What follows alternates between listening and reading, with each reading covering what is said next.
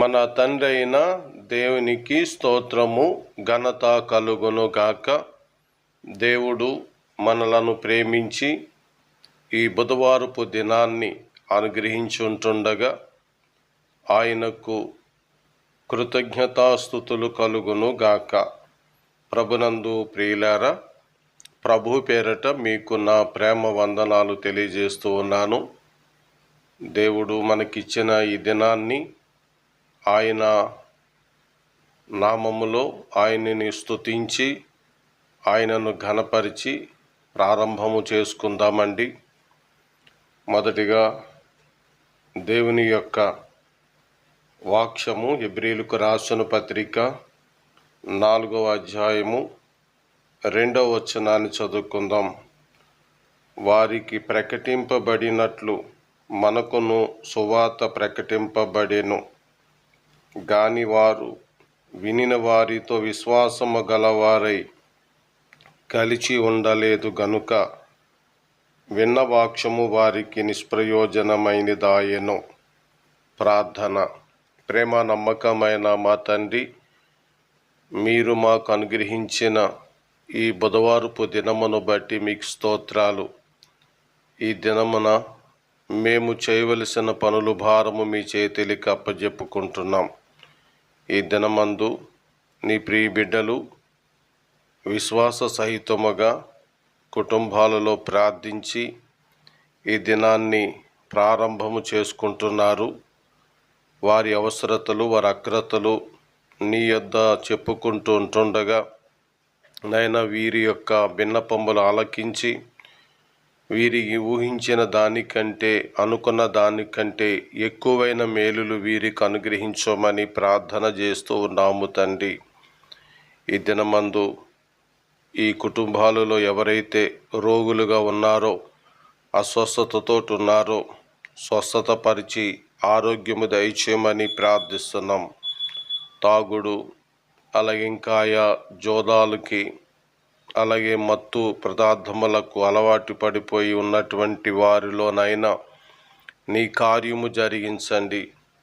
మీ విడుదల వారికి అనుగ్రహించండి. నూతన సృష్టిగా చేయండి. ఈ దినమందు నీ ప్రియ బిడ్డలునైనా చేయవలసిన నూతన వ్యాపారాలు, నూతన కార్యాలు అన్నిటిని బట్టి నీకు స్తోత్రాలునైనా. నీ కుమారుడిని యేసుక్రీస్తులో సమృద్ధిగా దీవించి కాపాడి జరిగించమని ప్రార్థిస్తున్నాం. గలప ప్రాంతాల్లో ఉన్న బొమ్మిడి మంగగారు కొరకు, ఆరోగ్యం కొరకు, అక్కడే ఉన్న ధనలక్ష్మి గారు కొరకు, వారి కుమారులు మారు మనసు కొరకు, నేను వారి యొక్క కుమార్తె పిల్లలందరూ క్షేమం కొరకై ప్రార్థన చేస్తూ ఉన్నాం తండ్రి. నాయన బొమ్మిడి యొక్క మంగగారి యొక్క నాయన కుమారుడు రాజు కొరకు, కుమార్తెలు ఇరువిరి కొరకై ప్రార్థిస్తున్నాము. పిల్లల కొరకై ప్రార్థిస్తున్నాము. అల్లుల కొరకై ప్రార్థిస్తున్నాము. తన భర్త గారు మారు మనసు పొంది ఆరోగ్యంగా దీవెనకరముగా ఉండేటట్లుగా మీ కృప దయచేయమని ప్రార్థిస్తున్నాము నా తండ్రి. ఇంకా ఆయా కుటుంబాలలో నెమ్మదిని నీ కృపను దయచేయండి. సంఘస్థులందరినీ బలపరచండి. సంఘ సరిహద్దులు విశాలపరచబడుటకు సహాయం చేయండి. ఈ దినము ప్రయాణాల్లో మీ సహాయం ఇమ్మని ప్రార్థిస్తున్నాం. మీరే కృప చూపించండి. గల్ప ప్రయాణాలు ఉన్నాయి, కొనసాగింప చేయండి.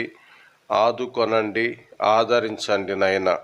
ఈ దినమందు ఈ వాక్యంలో ఏకీవించిన నీ ప్రియులందరినీ పేరు పేరు చొప్పున దీవించి కాపాడమని మా ప్రభును మా రక్షకుడైన యేసుక్రీస్తు ఘననామములో ఈ ప్రార్థన అడుగుచున్నాము మా పరలోకపు తండ్రి.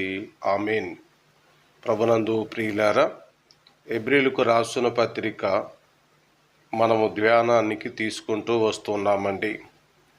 మొదటి అధ్యాయంలో దేవుని దూతలను గురించి, కుమారుని యొక్క గొప్పతనమును గురించి చెప్పినారు. 2వ అధ్యాయంలో విశ్వాసులకు ఇవ్వవలసిన హెచ్చరికలను, యేసు ప్రభు అబ్రాహాము సంతానము కంటే గొప్పవాడని, అబ్రాము సంతానాన్ని సహోదరులుగా భావించిన వాడని, ఇట్లా కొన్ని సంగతులు ధ్యానించినాము. 3వ అధ్యాయంలో పరిశుద్ధ సహోదరులారా అన్నారు. ఈ పరిశుద్ధ సహోదరులకు పిలుపు ఉన్నది. ఆ పిలుపు పేరు కూడా పరలోక సంబంధమైన పిలుపు. ఈ పిలుపు యొక్క ముఖ్య ఉద్దేశం విశ్రాంతిలోనికి ప్రవేశించుట. అయితే విశ్రాంతిలోనికి ప్రవేశించవలసిన వారు యేసుక్రీస్తు మీద లక్ష్యం ఉంచాలని చెప్పబడింది. పరిశుద్ధాత్మ ద్వారా నడిపించబడాలని చెప్పబడింది. నిన్నటి సమయాన్ని ధ్యానించినాము. మోషే ద్వారా వారు నడిపించబడినారు. కానీ ఈరోజు మనం పరిశుద్ధాత్ముని ద్వారా నడిపించబడుతున్నామని అర్థమండి. 3:19 కాగా అవిశ్వాసము చేతనే వారు ప్రవేశింపలేకపోయారని గ్రహించుచున్నామని పౌలు తెలియజేసినాడు. వెంటనే ఆయన యొక్క విశ్రాంతిలో ప్రవేశించుదామన్న వాగ్దానం ఇంకా నిలిచి ఉంది. భయపడకండి. కాబట్టి వారు పడిపోయినట్లుగా మీరు పడిపోకండి. వారు అవిధేయత చూపించినట్లుగా మీరు అవిధేయత చూపించకండి అని చెప్పుచూ 4వ అధ్యాయాన్ని ప్రారంభము చేస్తూ ఉన్నారు. 2వ వచనాన్ని మనం చదువుకున్నాం. వారికి ప్రకటింపబడినట్లు మనకును సువార్త ప్రకటింపబడెను. 3వ అధ్యాయం 1వ వచనం. ఇందువలన పరలోక సంబంధమైన పిలుపులో పాలు పొందిన పరిశుద్ధ సహోదరులారా, సువార్త ప్రకటన దేవుని కుమారుడైన యేసుక్రీస్తు యొక్క విశ్రాంతిలోనికి ఆహ్వానము. అందుకనే ప్రయాసపడి భారము మోసుకొనుచున్న సమస్త జనులారా, నా యొద్దకు రండి, నేను మీకు విశ్రాంతిని కలగ చేస్తానని యేసు ప్రభువారు మొదటిగానే చెప్పినారు. కాబట్టి విశ్రాంతిలోనికి పిలుస్తూ ఉన్నాడు. ఆ పిలుపు విన్నటువంటి వారు పరిశుద్ధ పరలోక సంబంధమైన పిలుపులో భాగం కలిగిన వారని 3:1 వివరిస్తూ వచ్చింది. అట్లయితే సహోదరుడా, 3వ అధ్యాయము 2వ వచనం సంగతిని ఆలోచన చేయండి. ఇందులో మనం ఆలోచన చేస్తే, వారికి ప్రకటింపబడినట్లు మనకును సువార్త ప్రకటింపబడెను. ఈ మాట చెప్పగా మిమ్మల్ని అందరినీ ఒక మాట అడగాలని ఉంది. ఆ మాట ఏంటంటే, మీరు సువార్తను ప్రకటిస్తున్నారా? లేక ప్రకటించే వారిని పంపుతున్నారా లేదా? కొంతమంది సువార్త ప్రకటనకు పంపరు డబ్బులు. మరి కొంతమంది సువార్త ప్రకటన కొరకై పంపిస్తారండి. నేను అనేది, మీ ద్వారా దేవుని సేవ జరుగుతుందా? దేవుని సేవకుడికి మేమున్నాము, మీరు చేయండి అని భరోసా మీరు ఇవ్వగలుగుతున్నారా? కొందరు ఇస్తున్నారు, కొందరు ప్రార్థిస్తున్నారు, కాబట్టి సేవ జరుగుతుంది. మీరే పని చేస్తున్నారు? ఇందులో ఆలోచించుకోండి. మీరు పని కలిగి ఉన్నారా? పని చేయించుతున్నారా?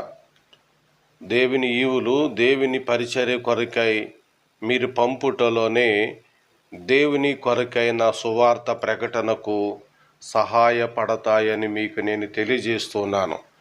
ఇక వారికి ప్రకటింపబడినట్లు మనకును సువార్త ప్రకటింపబడిను గాని వారు వినిన వారితో విశ్వాసము గలవారై కలిసి ఉండలేదు గనుక విన్న వాక్యము వారికి నిష్ప్రయోజనమైనదని ఆ పౌలు గారు చెబుతూ ఉన్నాడు. జాగ్రత్తగా గమనించండి.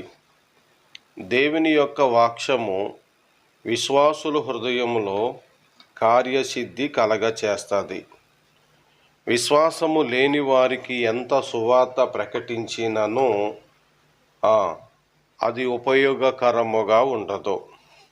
యేసు ప్రభు 12 మంది శిష్యుల్లో ఏ శిష్యుల్లో దేవుని వాక్యం ఎక్కువగా పనిచేసిందని మీరు చెప్పగలుగుతారు?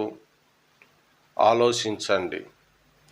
ప్రభు శిష్యుల్లో పేతురు గారు అలాగే యోహాను గారు, ఆంద్రేయ గారు ముఖ్యమైన శిష్యులుగా అగుపడుచున్నారు. మంచిది. పేతురు, ఆంద్రేయ, యోహాను గారుతో ఫలంగా మత్తయి గారు ఉన్నారు, మార్కు గారు ఉన్నారు, ఇంకా చాలామంది ఉన్నారు. ఇస్కరియోతు యోధా కూడా ఉన్నాడు కదా. మరి ఆయన అద్భుతమైన బోధలు, ఆ అద్భుతమైన సూచక్రియలు యోధా జీవితంలో ప్రయోజనకరముగా ఉన్నదా, నిష్ప్రయోజనమైనదా ఆలోచన చేసి మనసుని అనుకోండి. నేను ఇస్కరియోతు యోధాలాగా ఉండకూడదు ప్రభువా అని. చక్కని సత్యాలు యేసు సమకాలములో బ్రతికిన యోధాకి ఇవ్వబడి ఉంటుండగా అవన్నీ నిష్ప్రయోజనమైపోయింది. అతడు ఏ మనస్సుతోటైతే వచ్చినాడో అదే మనసు 3.5 ఏండ్లు పట్టుకుని ఉన్నాడు, కానీ ఒక్కరోజుని కూడా రూపాంతరం పొందలేదు. ఎంత సత్యాలు, ఎన్ని సత్యాలు! యోహాను గారు ఆయన చెప్పినవన్నీ రాయటానికి భూలోకమైనను చాలదని నాకు అగుపడుతుందని అన్నాడు. అంత గొప్ప సత్యాలు చెప్పితే ఇస్కరియోతు యోధాలో వాక్యము నిష్ప్రయోజనమైనది. కారణం, ఆ 11 మంది శిష్యులతో ఈ యోధ కలిసి లేడు.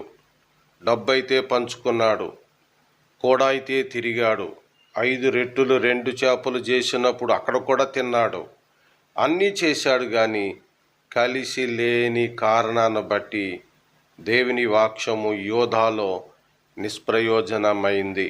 ఈరోజు నీవు ఎలా ఉన్నావు? నీ సహవాసము ప్రభువైన యేసుక్రీస్తుతో, తండ్రి అయిన దేవునితో, నీ సేవకునితో, నీ తోటి విశ్వాసులతో నీ సహవాసం ఎలా ఉన్నది ఆలోచించుకో. నీవు కలిసి ఉండు. కొందరు కప్పాత్మల గలవారై ఇక్కడ నుండి ఆ సంఘానికి, ఆ సంఘాన్ని నుండి ఈ సంఘానికి ఎగిరి వస్తున్నారు. దయచేసి గమనించండి. మా సంఘంలో ఏ కప్పాత్మను రానేమో. మేము సువార్త చెప్పినప్పుడు మాకు లోబడి వచ్చిన వారు తప్ప మిగిలిన వారు ఎవరిని కూడా మేము ఆహ్వానించము, మా సంఘంలో కూర్చోమని కలుపుకోవటానికి ఇష్టపడం. కొందరు కప్ప సేవకులు ఉన్నారు. వారు ఎగిరెళితే చాలు కలిపేసుకుంటారు. వారికి సిగ్గు ఎగ్గు కూడా లేదు. ఇతరుల గంపల్లోనికి వలేసి లాక్కుని గొప్ప ప్రసంగాలు చేసేవారుగా ఉన్నారు. అట్లయితే సహోదరుడా, నీవు కలిసిమెలిసి ఉండుము. రేపటి సమయమున మరికొన్ని సత్యాలు నేర్చుకుందాం. మన తండ్రి అయిన దేవుడు ఇప్పుడు మరెల్లప్పుడు సదాకాలము మనకు తోడై ఉండి మనలను నడిపించును గాక. ఆమీన్. అందరికీ వందనాలండి.